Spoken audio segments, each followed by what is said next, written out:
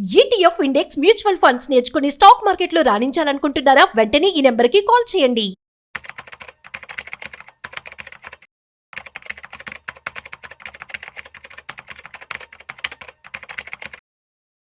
Hello నమస్తే, welcome to Suman TV. ప్రస్తుతం మనతో పాటు సుందరరామ్ రెడ్డి గారు ఉన్నారు. వీరితో ఈరోజు కొన్ని విషయాల గురించి మనం డిస్కస్ చేద్దాం. నమస్కారం అండి.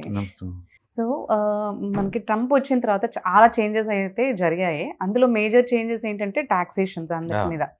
అయితే అంటే చైనాతో పోల్చుకుంటే మనకి తక్కువే యాక్చువల్లీ. సో ఆ ఎఫెక్ట్ అంటే ఇప్పుడు యాపిల్ కంపెనీ మీద మనకి పెట్టడం వల్ల ఏమైనా లాభం ఉంటుందంటారా అసలు? సో డెఫినెట్గా అండి, ఎందుకంటే ఇప్పుడు ప్రపంచవ్యాప్తంగా అమెరికన్స్ వాళ్ళు లిబరేషన్ డే అని చెప్పేసి ట్యాక్స్లు భారీగా పెంచారు. అండ్ ఇండియాతో పోల్చుకున్నప్పుడు ఇండియన్ కాంపిటేటర్గా ఉన్న ఎవరైతే ఉన్నారో, చైనా కావచ్చు, పక్కన Vietnam, Korea, Bangladesh, Pakistan and Europe, ఏ దేశంతో చూసినా సరే మనకు తక్కువ వచ్చినాయి. అంటే మనకి 26% ట్యాక్స్లు వేశారు. అండ్ మరి but rest of the competitive వరల్డ్తో పోల్చుకుంటే మనకేసిన ట్యాక్సెస్ తక్కువని చెప్పాలి. చైనా వాళ్ళకైతే పర్టికులర్గా ఇంతకుముందు ఆల్రెడీ 20 వేశారు, ఇప్పుడు మళ్ళీ కొత్తగా 36 వేశారు. మొత్తానికి చైనా వాళ్ళకి ఆల్మోస్ట్ 60 to 70% దాకా ట్యాక్స్లు పడ్డట్లేదు ఓవరాల్గా. అందుకని ఈ ట్యాక్స్ గొడవల్లో ఇండియా వాళ్ళకి ఓన్లీ డ్రాబ్యాక్స్ అయినా అమెరికాతో డీల్ చేయడం వల్ల అడ్వాంటేజ్ ఏమి లేవా అంటే డెఫినెట్గా పాజిటివ్ యాంగిల్ కూడా మనం చూడొచ్చండి. ఎందుకంటే ఎగ్జాంపుల్ మన యాపిల్ ప్రొడక్షన్ చూసాం అనుకోండి, ఇప్పుడు చైనాతో అమెరికా వాళ్ళు ఎక్కువ టారిఫ్స్ పెంచారు కాబట్టి వాళ్ళ మీద అక్కడ తయారు అయ్యే కొన్ని కంపెనీస్ ఇండియాకి షిఫ్ట్ అయ్యే ఛాన్స్ ఎక్కువ ఉంది. ఇండియాలో 26 కదా, వాటితో పోల్చుకుంటే వాళ్ళకి ఆల్మోస్ట్ 50% దాకా ఉన్నాయి ట్యాక్సెస్ డెఫినెట్గా. అందుకని యాపిల్ లాంటి కంపెనీస్ దాన్ని అడ్వాంటేజ్గా తీసుకొని మోర్ ప్రొడక్షన్ ని ఇండియాకి మూవ్ చేసే ఛాన్స్ ఉంది. ఒక ఎస్టిమేషన్ ప్రకారం ఏంటంటే వీళ్ళు ప్రొడక్షన్ డబుల్ చేయబోతున్నారు నెక్స్ట్ 2 years లో అని. అంటే యాపిల్ ప్రపంచవ్యాప్తంగా అమ్మే ఫోన్లతో పోల్చుకుంటే ఒక 26% ఇండియా నుంచి మ్యానుఫ్యాక్చరింగ్ వాళ్ళు ప్లాన్ చేస్తున్నారు. 2 లక్షల మందికి జాబ్ కొత్తగా క్రియేట్ చేయబోతున్నారు. కాబట్టి చైనా మీద ఈ టారిఫ్ పెంచడం వల్ల ఇండియా వాళ్ళకి ఎంతకంత అడ్వాంటేజ్ అనుకోవచ్చు. అందుకని అన్ని నెగిటివ్ యాంగిల్లో మనం చెప్పలేము. ఈ టారిఫ్ పెంచడం వల్ల డెఫినెట్గా ఇండియన్ ఎఫెక్ట్ అవుతుంది ఎంతకంత. అండ్ అది 0.6% జీడిపి గ్రోత్ ఎఫెక్ట్ కాబోతుంది. అయితే ఈ ఎఫెక్ట్ అనేది అన్ని సెక్టార్స్ ఈక్వలెంట్గా లేదనమాట. అందుకని ఇప్పుడు చైనాలో తయారయ్యే కంపెనీస్కి డెఫినెట్గా ఇండియాకి ఎంతకంత షిఫ్ట్ అయ్యే ఛాన్స్ ఎక్కువ ఉంది. ఎందుకంటే అక్కడ టారిఫ్తో పోల్చుకుంటే ఇక్కడ టారిఫ్ తక్కువ ఉన్నాయి కాబట్టి. అండ్ యాపిల్ అంటే ఆల్రెడీ ఎస్టాబ్లిష్ అయినాయి కాబట్టి ఇక్కడ వాటి తరఫున ఆల్రెడీ 30 మ్యానుఫ్యాక్చరింగ్ ప్లాంట్స్ వర్క్ చేస్తున్నాయి కాబట్టి వీళ్ళు ఎక్కువ మంది రిక్రూట్మెంట్ చేసుకొని ఎక్కువ ప్రొడక్షన్ అయ్యే ఛాన్స్ ఎక్కువ ఉంది. కాబట్టి కొంత పాజిటివ్ థింగ్స్ మనం ఎక్స్పెక్ట్ చేయొచ్చు. ఇలాగా పాజిటివ్ అండ్ నెగిటివ్ ఎలా చూడొచ్చు అంటారు? అంటే ఏమేమి లాభాలు ఉండొచ్చు, ఏం నష్టాలు? నెగిటివ్ అంటేనేమో ఇప్పుడు డాలర్ ఇండెక్స్ డౌన్ అవుతుంది. సో డాలర్ ఇండెక్స్ డౌన్ అయినప్పుడు డాలర్ ధర వచ్చి ఇన్కమ్ కూడా తగ్గిపోద్ది ఆటోమేటిక్గా. ఒకవైపు లాస్ట్ 3 months నుంచి ఇండియన్ రూపీ కూడా స్ట్రాంగ్ అవుతుంది కాబట్టి ఎక్స్పోర్టెడ్ దాంట్లో వాటికి డాలర్లో సంపాదిస్తాయి కాబట్టి, బట్ వాటి ఎంప్లాయీస్ ఇండియాలో వర్క్ చేస్తారు కాబట్టి రూపీస్ లో కన్వర్ట్ చేసి పే చేయాలి కాబట్టి వాళ్ళు ఎఫెక్ట్ అవుతున్నారు. ఈ అమెరికాలో ఉన్న ఈ గజిబిజికి 29 trillion ఎకానమీ, అమెరికా చాలా పెద్ద ఎకానమీ. డెఫినెట్ గా ప్రొడక్టివిటీ లేట్ అవుద్ది. ఐటీ డెఫినెట్ గా ఎఫెక్ట్ అవుద్ది భారీగా మిగతా వాటన్నిటితో పోల్చుకుంటే. ఇండియా అంటేనే మేజర్ లైఫ్ స్టైల్స్ అన్ని కూడా ఐటీ సెక్టర్ రన్ అవుతా ఉంటాయి కాబట్టి ఐటీ డౌన్ అయ్యే కొద్దీ వాటి శాలరీస్ ఎఫెక్ట్ అవుతాయి, వాళ్ళ ఇన్వెస్ట్మెంట్స్ ఎఫెక్ట్ అవుతాయి, అట్లా అన్ని ఇండైరెక్ట్ ఎఫెక్ట్ కొడుతుంది అనమాట. ఇండియా అంటే నథింగ్ బట్ ఈ హోప్స్ అన్ని కూడా ఒక ఐటీ మీద డిపెండ్ అయి ఉంటాయి కాబట్టి టారిఫ్ పుణ్యం అంటూ అటు ఇటు వచ్చేసి మొత్తం మీద ఐటీ మీద పడుతుంది. అందుకని ఐటీ బాగా డల్ అయింది. ఈరోజు ఆల్మోస్ట్ 3.5% డౌన్ అయింది ఐటీ సెక్టర్.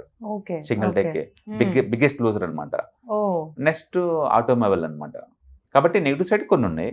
అంటే పాజిటివ్ సైడ్ వచ్చేసరికి డాలర్ సంపాదించే ఫార్మా మీద వాళ్ళు ఎగ్జామ్షన్ ఇచ్చేసారు, ట్యాక్స్లు ఏమి ఇట్లా ఫార్మా మీద. కాబట్టి ఫార్మా న్యాచురల్ గానే strong positive sector, plus tariff నుంచి కూడా తప్పించుకుంది కాబట్టి అది స్ట్రాంగ్ అయ్యే ఛాన్స్ ఎక్కువ ఉంది. అండ్ అలాగనే ఇప్పుడు ఏదైతే చైనాలో మ్యానుఫ్యాక్చరింగ్ చేస్తున్నారో అమెరికన్ కంపెనీస్, ఆ టారిఫ్ తో పోల్చుకుంటే ఇండియా మీద తక్కువ ఉన్నాయి కాబట్టి ఇండెక్స్ షిఫ్ట్ అయ్యే ఛాన్స్ ఎక్కువ ఉంది. సో పాజిటివ్నెస్ అవన్నమాట. ఎగ్జాంపుల్ యాపిల్ వాళ్ళ ప్రొడక్టివిటీ డబల్ చేయబోతున్నారు. అంటే మ్యాన్ పవర్ అయితే ఉంటుంది, మీరు అన్నట్టు జాబ్ ఆపర్చునిటీస్, ఎంపవర్మెంట్ ఉంటుంది, అదే షిఫ్ట్ అవుతాయి అనమాట. అంటే ఎకానమీ ఎప్పుడు రీషేప్ అవుతా ఉంటుంది. ఇప్పుడు జొమాటో అండ్ స్విగ్గీ సేల్స్ బీభత్సంగా పెరుగుతున్నాయి, ఎఫ్ఎన్జీసీ సేల్స్ బీభత్సంగా తగ్గుతున్నాయి. అంటే ఒకసారి తగ్గుతుంది, ఒకసారి పెరుగుతుంది. ఇప్పుడు మనం ఎఫ్ఎన్జీసీ ఎలోన్ గా చూసినప్పుడు పిక్చర్ జనాలందరూ అన్నం తింటే మానేశారేమో, ఖర్చు చేయడం మానేశారేమో అనిపిస్తుంది వాటి సేల్స్ చూస్తుంటే. ఎందుకంటే వాటి సేల్స్ డౌన్ అవుతున్నాయి. బట్ అదే టైంలో వాడు రెడీమేడ్గా జొమాటో చేస్తున్నారు, జొమాటో నుంచి అవి పెరుగుతున్నాయి. అంటే ఫుడ్ కుక్ చేసే బదులు కుకింగ్ అయిన ఫుడ్ని ఆర్డర్ ఇస్తున్నారని అర్థం దీని మీనింగ్. అందుకని మన పిక్చర్ని సపరేట్ చూడలేము. బట్ డెఫినెట్గా పాజిటివ్ సైడ్ చెప్పాలంటే చైనాలో మ్యానుఫ్యాక్చరింగ్ ఉన్న అన్ని అమెరికన్ కంపెనీస్ అన్ని కూడా ఎన్నో కన్ని ఇండియాకి షిఫ్ట్ అయ్యే ఛాన్స్ ఎక్కువ ఉంది. అది పాజిటివ్ థింగ్. నెగిటివ్ థింగ్ ఏంటంటే టెక్స్టైల్స్ అండ్ ఫుట్వేర్ అండ్ కొన్ని jewellery, IT, automobile spare parts వీటన్ని డెఫినెట్గా బ్యాడ్ న్యూస్. అది గుడ్ న్యూస్ ఏం కాదు, కానీ కాంపిటేటర్స్తో పోల్చుకున్నప్పుడు మనం తక్కువ ఎఫెక్ట్ అవుతున్నాం, అది గుడ్ థింగ్. ఓకే. సో మీరు అన్నారు అదే ప్రొడక్షన్ ఇక్కడ ఎక్కువగా చేయొచ్చు అని, దానివల్ల మనకి ఫైనాన్షియల్గా ఏమైనా ఎఫెక్ట్ అవుతుంది అంటారా? యా, బిజినెస్ అన్న తర్వాత అప్ అండ్ డౌన్ అవుతూనే ఉంటాయండి. మనకు వచ్చే అడ్వాంటేజ్తో పోల్చుకుంటే డిసడ్వాంటేజ్ ఎక్కువ ఉన్నాయి. బట్ వరల్డ్ మొత్తం బేర్ చేస్తుంది, మనం ఒక్కలేం కాదు. ఇలాంటి ఈవెంట్స్ ని మన ఇండియన్ స్పెసిఫిక్ గా మనం చూడకూడదు, యూనివర్సల్ గా చూసుకోవాలి. అది అమెరికా వాళ్ళు వేసిన టారిఫ్ మనం కాదండి, 180 కంట్రీస్ వాళ్ళు ఎక్స్పాండ్ చేశారు. బట్ మన రైవల్స్ తో పోల్చుకున్నప్పుడు, వాళ్ళ సైజ్ తో పోల్చుకున్నప్పుడు, చిన్న చిన్నతో కంపేర్ చేసుకోకూడదు, రైవల్ తో పోల్చుకున్నప్పుడు డెఫినెట్ గా బెటర్ అని అనుకోవాలి. ఎగ్జాంపుల్ ఇప్పుడు టెక్స్టైల్స్ చూసుకోండి, బంగ్లాదేశ్ టోటల్ ఎక్స్పోర్ట్స్ మొత్తం టెక్స్టైల్స్ మీదే. ఇండియన్ సీరియస్ గా ఛాలెంజ్ చేస్తుంది అమెరికాలో అది. ఇప్పుడు వాళ్ళ మీద టారిఫ్ వేసిన మన దానికి డబుల్, మనకే తక్కువ. కొన్ని textiles maybe move to the India, ఇండియాకి మూవ్ అయ్యే ఛాన్స్ ఉందేమో. అట్లా నేను అంటే మన కాంపిటేటర్ తో పోల్చుకున్నప్పుడు మనకి వేసిన టారిఫ్ తక్కువ అని చెప్పాలి.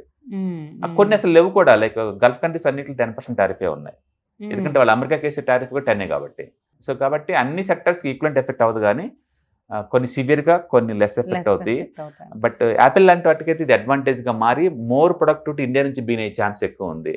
బట్ డెఫినెట్గా ఈ పాయింట్ ఆఫ్ టైంలో చైనా మీద ఎక్కువ ట్యాక్స్లు బేర్ చేసే ప్రతి అమెరికన్ కంపెనీ కూడా అంటే సీరియస్గా ఇండియా కలిసి చూసుకుంటూ ఉంటుంది. ఒకప్పటి ఏంటంటే ఇండియాలో టెక్నాలజీ ప్రాపర్గా ఉండదు, పవర్ సరిగా ఉండదు, మ్యాన్ పవర్ సరిగా ఉండదు, హై ఎండ్ క్వాలిటీ తయారు చేయదు, ఇలాంటి ఎన్ని అలిగేషన్స్ ఉండేవి. బట్ ఒకసారి యాపిల్ ఎస్టాబ్లిష్ అయిన తర్వాత అలాంటి ఏం లేవు అనమాట ఇప్పుడు.